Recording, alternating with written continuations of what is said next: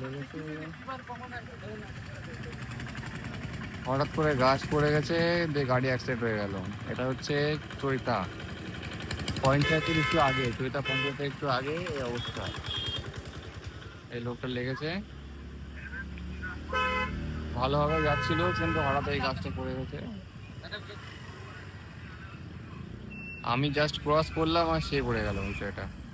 আর একটু হলে আমার গায়ে পড়তে পারতো। কি হলো, ভালো হচ্ছে বড় গাড়ি ছিল না বিষয়টাতে, কোনো বড় গাড়ি ছিল না, এটাই মানে বাঁচা যে কিছু হয়নি। যে কোনো মুহূর্তে দুর্ঘটনা হতে পারতো এটাতে। এই লোকটা গেল, এই লোকটা সেরকম কিছু হয়নি।